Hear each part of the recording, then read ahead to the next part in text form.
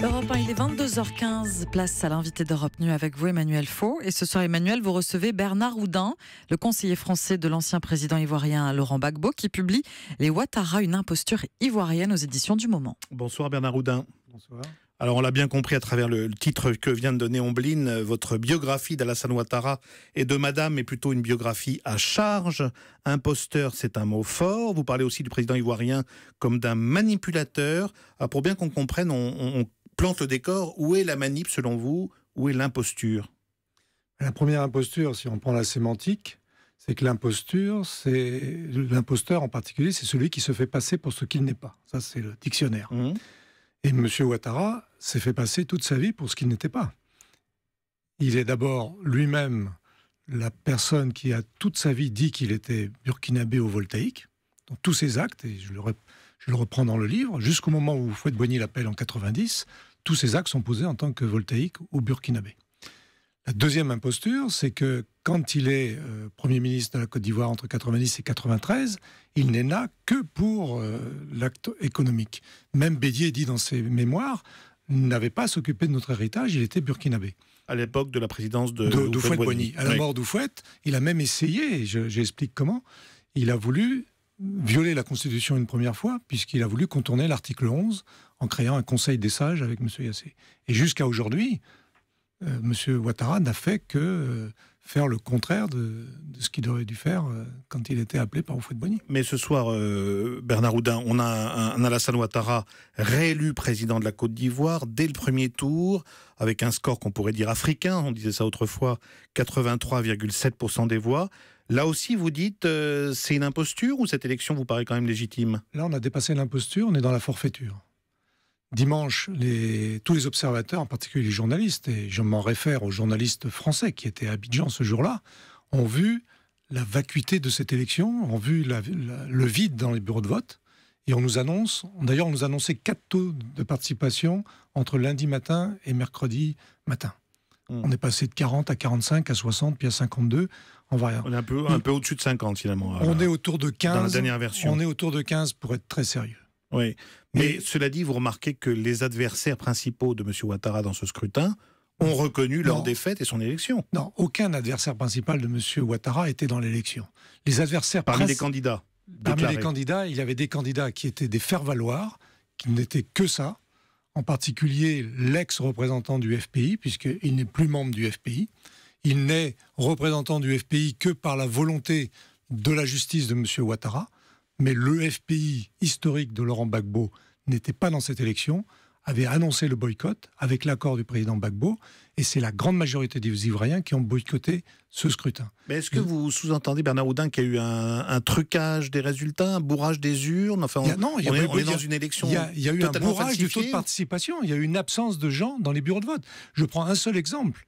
Vos confrères de TV5 étaient présents à la clôture du scrutin dans le plus grand bureau de Côte d'Ivoire, qui est le lycée William Ponty de Yopougon. Il y avait 8000 inscrits. À 17h à la fermeture du scrutin, il y avait 1000 votants. Et on nous annonce à Yopougon 35 à 40% de votants. C'est une insulte à l'intelligence. Comment se fait-il qu'on n'entend aucune grande nation, à commencer par la France, dont on sait la proximité avec la Côte d'Ivoire, dénoncer ce soir ce scrutin? Ils ne le dénoncent pas dans la mesure où M. Ouattara les arrange, mais si demain l'opinion publique ivoirienne, d'une façon ou d'une autre, se lève contre ça, on risque d'avoir des réveils difficiles en France et en Afrique en général. Regardez ce qui se passe au Congo. Dans un premier temps, on a voulu laisser passer le référendum.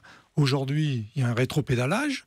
Pour la Côte d'Ivoire, on risque dans les mois qui viennent d'avoir des réveils très difficiles parce que on peut tricher comme on a triché en 2010 sur les pourcentages. Là, on a triché avec les gens. Donc là, vous décrivez encore des restes, si je puis dire, ou des réminiscences même de France-Afrique assez cyniques et assez réel-politiques, y compris de la part de Paris. Ce ne s'est jamais arrêté. Vous pensez que ça ne s'est jamais arrêté?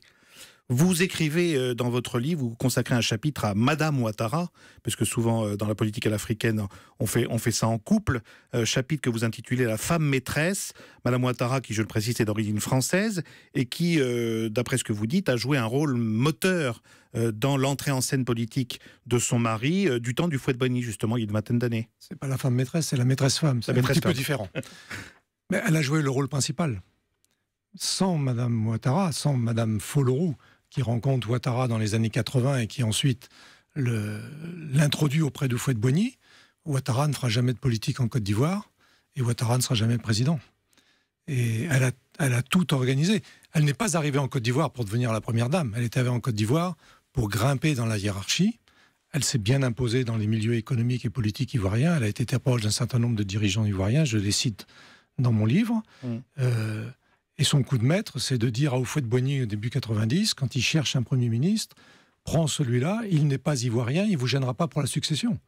Et tout part de là. Et juste après, quelques mois après, elle se marie avec lui et on connaît la suite. Aujourd'hui encore, vous diriez quelle est l'éminence grise du président Ouattara ? Elle tient la politique ivoirienne parce qu'elle tient la classe dirigeante ivoirienne.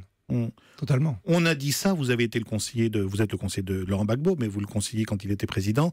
On disait ça aussi de Madame Gbagbo, d'une influence très grande auprès de son mari. Il y a une totale différence. Madame Gbagbo est une femme politique. Madame Gbagbo était députée d'Abobo, d'ailleurs, un quartier d'Abidjan dont on dit qu'il est pro-Ouattara, mais elle était le député d'Abobo.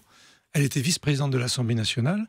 Elle avait créé le FPI quand elle n'était pas encore mariée avec Gbagbo. Elle était également avec Gbagbo dans la création, dans la clandestinité. Quand Gbagbo était en exil, elle a dirigé le parti dans la clandestinité en Côte d'Ivoire. C'est une femme politique. Entre guillemets, on pourrait la considérer comme une femme comme Madame Merkel ou Madame Clinton. Madame Ouattara est très loin de tout ça. En un mot, Bernard Oudin, Laurent Gbagbo est aujourd'hui en prison près de La Haye. Il attend son procès qui va s'ouvrir le 10 novembre devant la Cour pénale internationale. Procès pour crime de guerre. Ça va être une véritable épreuve pour lui ? D'abord, je vous apprends que le procès est reporté au 28 janvier. Ça vient de tomber. D'accord. Deuxièmement, le président Gbagbo est très serein dans ça, parce que le dossier, comme l'a dit la juge belge au moment de la confirmation des charges, est totalement creux. Et il y a une manœuvre politique qui est derrière cette affaire.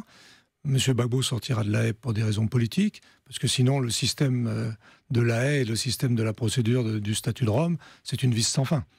Même la procédure elle-même n'a pas été respectée pour faire venir Gbagbo, puisqu'un membre d'un État non signataire au statut de Rome a été envoyé à la CPI. Comme la Côte d'Ivoire n'était pas signataire en 2011, il aurait pu être envoyé avec une demande du Conseil de sécurité, ce qui n'a pas été fait. C'est une imposture, déjà le simple fait de l'avoir envoyé là-bas. Donc procès devant la CPI reporté, vous nous l'apprenez, au 28 janvier. Merci Bernard Oudin. Merci. Les Ouattara, une imposture ivoirienne aux éditions du Moment. Un portrait chargé, mais en même temps qui nous apprend beaucoup de choses sur la gouvernance de cette Côte d'Ivoire à laquelle vous avez participé de près.